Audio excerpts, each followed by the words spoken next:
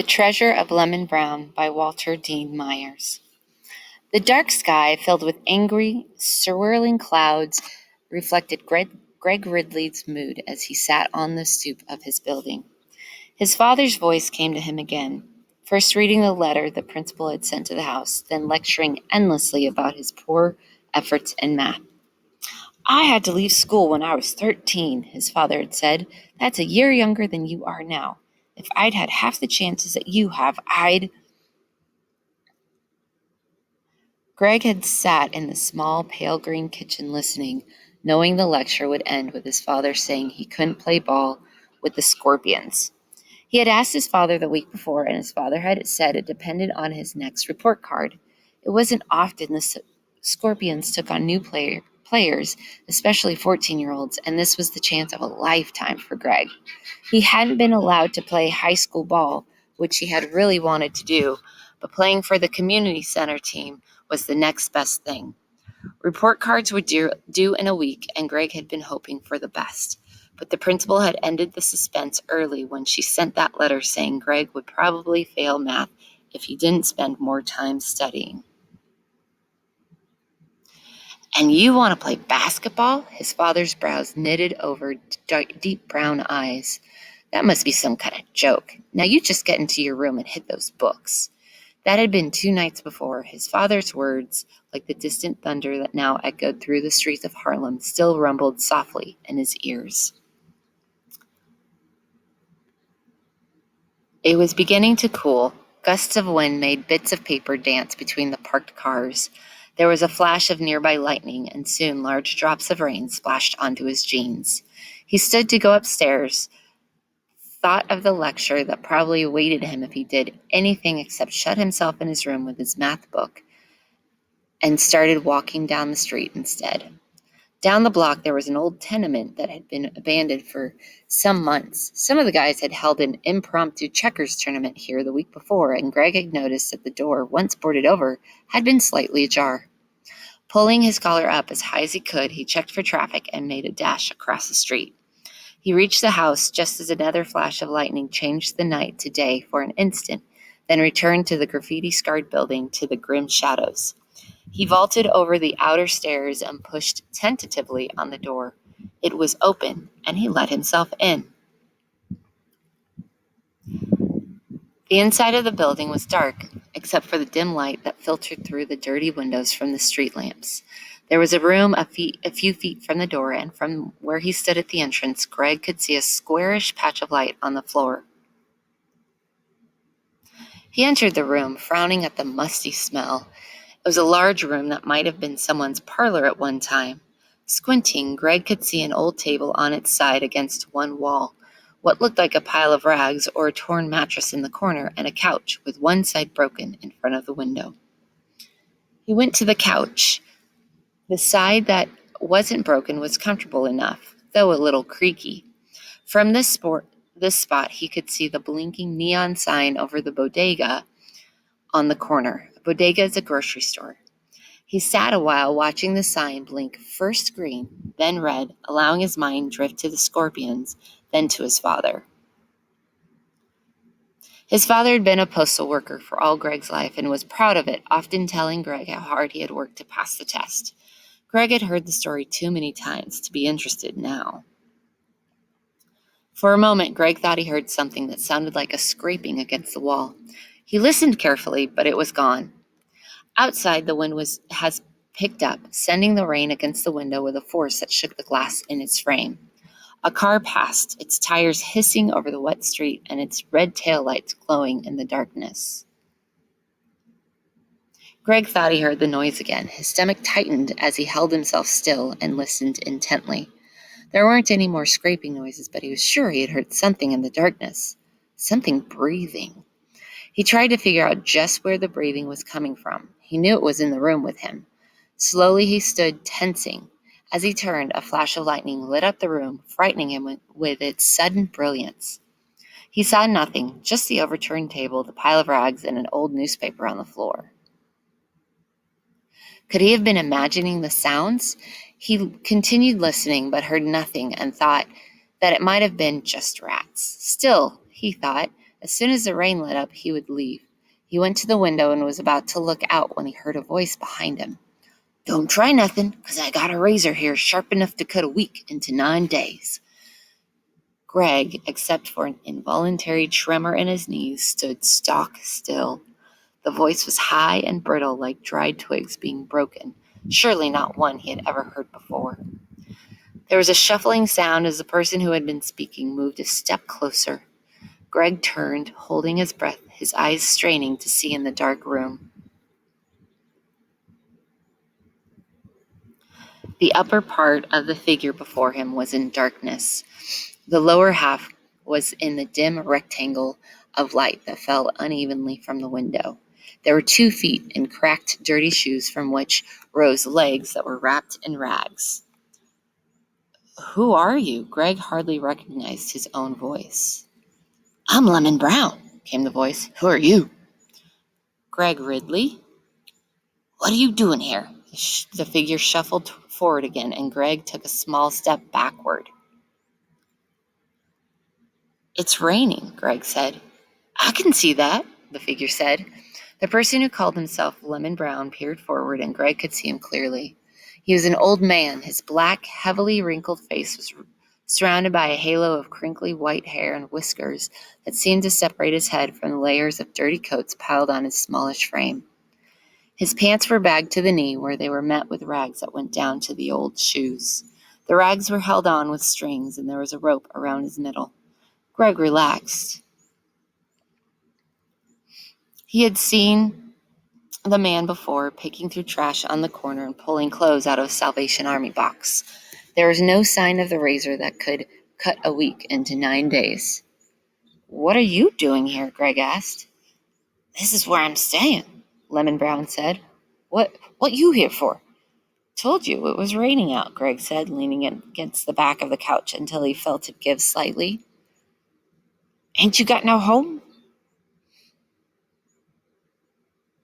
"I got a home," Greg answered. "You ain't one of them bad boys looking for my treasure, is you?" Lemon Brown cocked his head to one side and squinted one eye. "Because I told you, I got me a razor." "I'm not looking for your treasure," Greg answered, smiling. "If you have one." "What you mean, if I have one?" Lemon Brown said. "Every man got a treasure. You don't know that? You must be a fool." "Sure," Greg said as he sat on the sofa and put one leg over the back. "What do you have, gold coins?" "Don't worry none about what I got," Lemon Brown said. You know who I am?"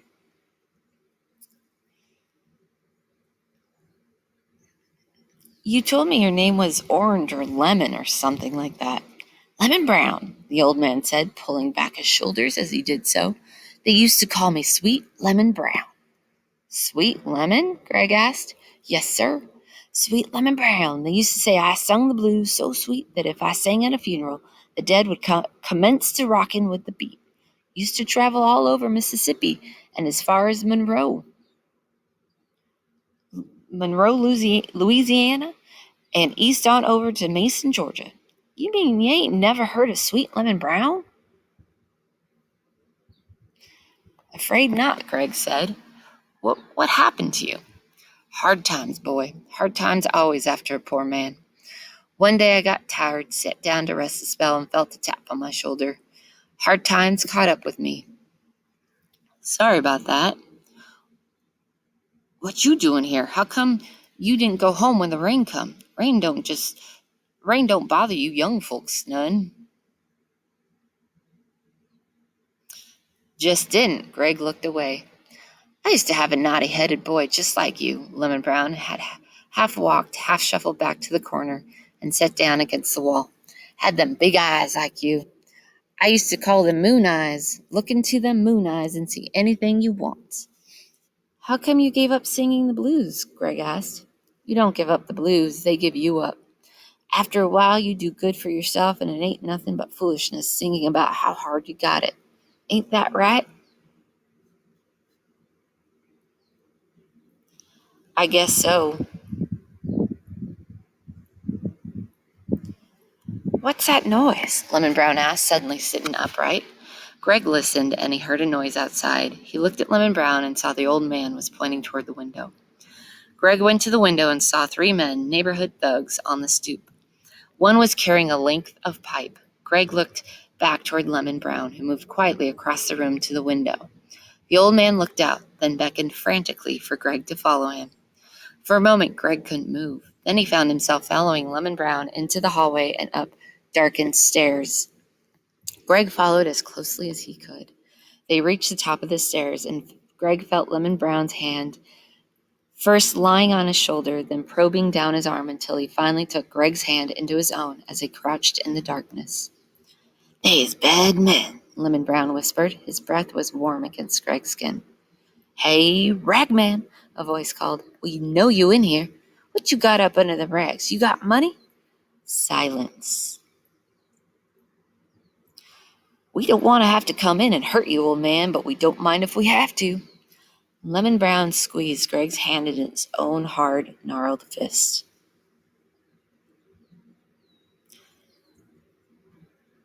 There was a big banging out downstairs and a light as the men entered. They banged around noisily, calling for the ragman. "We heard you talking about your treasure," the voice was slurred. "We just want to see it, that's all." "You sure he's here?" One voice seemed to come from the room with the sofa. "Yeah, here. Take the pipe, too." Greg opened his mouth to quiet the sound of his breath as he sucked it in uneasily. A beam of light hit the wall a few feet opposite him, then went out. "Ain't nobody in that room," a voice said. "You think he gone or something?"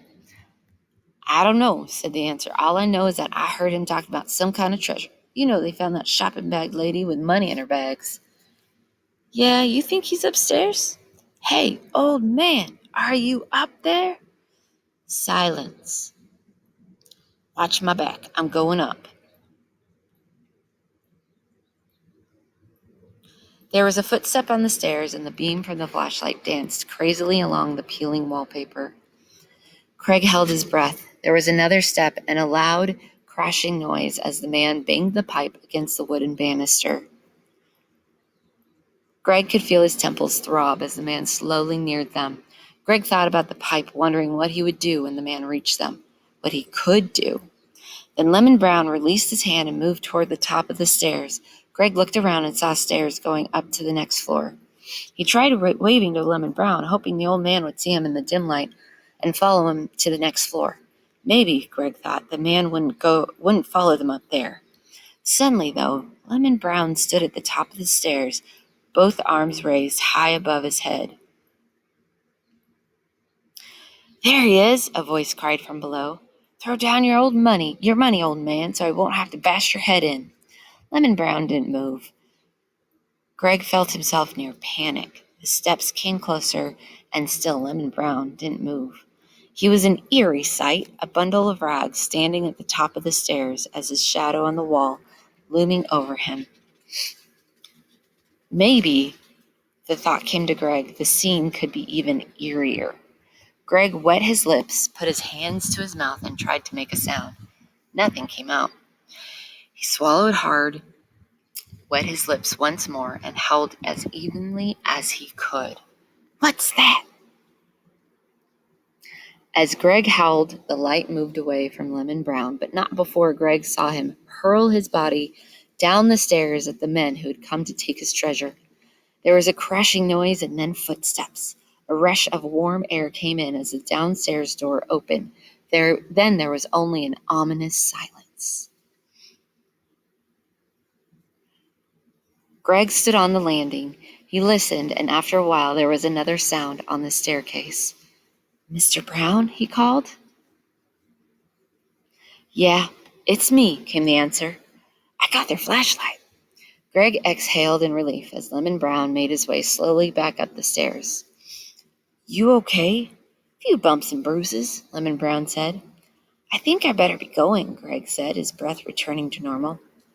"You better leave too, before they come back." "They may hang around outside for a while," Lemon Brown said, "but they ain't getting their nerve up to come in here again, not with crazy old ragmen and howling spooks. Best you stay a while till the coast is clear. I'm heading out west tomorrow, out to East St. Louis." They were talking about treasures, Greg said. You really have a treasure? What'd I tell you? Didn't I tell you every man got a treasure? Lemon Brown said. You want to see mine? If you want to show me, Greg shrugged. Let's look out the window first, see what them scoundrels be doing, Lemon Brown said. They followed the oval beam of the flashlight into one of the rooms and looked out the window. They saw the men who had tried to take the treasure sitting on the curb near the corner. One of them had his pants leg up, looking at his knee. "You're sure you're not hurt?" Greg asked Lemon Brown. "Nothing that ain't been hurt before," Lemon Brown said. "When you get as old as me, all you say when something hurts is, 'Howdy, Mr. Payne, sees you back again.' Then Mr. Payne see he can't worry you none. He go on and mess with somebody else." Greg smiled. "Here, you hold this." Lemon Brown gave Greg the flashlight. He sat on the floor near Greg and carefully untied the strings that held the rags on his right leg. When he took the rags away, Greg saw a piece of plastic. The old man carefully took off the plastic and unfolded it. He revealed some yellow newspaper clippings and a battered harmonica. "There it be," he said, nodding his head. "There it be." Greg looked at the old man, saw the distant look in his eye, then turned to the clippings. They told of Sweet Lemon Brown, a blues singer and harmonica player who was appearing at different theaters in the South. One of the clippings said he had been the hit of the show, although not the headliner. All the clippings were reviews of shows Lemon Brown had been in more than 50 years ago. Greg looked at the harmonica. It was dented badly on one side, with the reed holes on one end nearly closed. "I used to travel around and make money for to feed my wife and Jesse. That's my boy's name. Used to feed them good, too. Then his mama died, and he stayed with his mama's sister. He growed up to be a man, and when the war come, he saw fit to go off and fight in it. I didn't have nothing to give him except these things that told him who I was and what he come from. If you know your pappy did something, you know you can do something. Anyway, he went off to war, and I went off, still playing and singing. Of course, by then I wasn't as much as I used to be, not without somebody to make it worth the while. You know what I mean?" "Yeah," Greg nodded, not quite really knowing. "I traveled around, and one time I come home, and there was this letter saying Jesse got killed in the war. Broke my heart, it truly did. They sent back what he had with him over there, and what it was is this old mouth fiddle and these clippings. Him carrying it around with him like that told me it meant something to him. That was my treasure, and when I give it to him, he treated it just like that, a treasure. Ain't that something?" "Yeah, I guess so," Greg said. "You guess so?" Lemon Brown's voice rose an octave as he started to put his treasure back into the plastic. "Well, you got to guess, 'cause you sure don't know nothing. Don't know enough to get home when it's raining." You're right. You okay for a youngster," the old man said as he tied the strings around his leg. "Better than those scalawags who come here looking for my treasure, that's for sure." "You really think that treasure of yours was worth fighting for?" Greg asked. "Against a pipe?"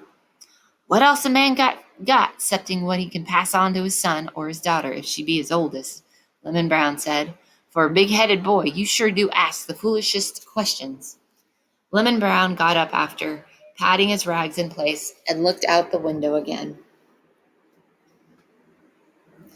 "Looks like they're gone. You get on out of here and get yourself home. I'll be watching from the window so you'll be all right."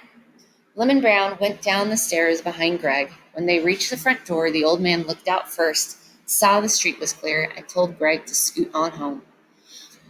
"You sure you'll be okay?" Greg asked.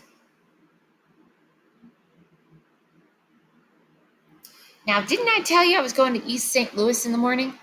Lemon Brown asked. "Don't that sound okay to you?" "Sure it does," Greg said, the wrinkles about his eyes suggesting a smile. "That'll do." The night had warmed and the rain had stopped, leaving puddles up the curbs. Greg didn't even want to think how late it was. He thought ahead of what his father would say and wondered if he should tell him about Lemon Brown. He thought about it until he reached his stoop and decided against it. Lemon Brown would be okay, Greg thought, with his memories and his treasure. Greg pushed the button over the bell marked Ridley, thought of the lecture he knew his father would give him, and smiled.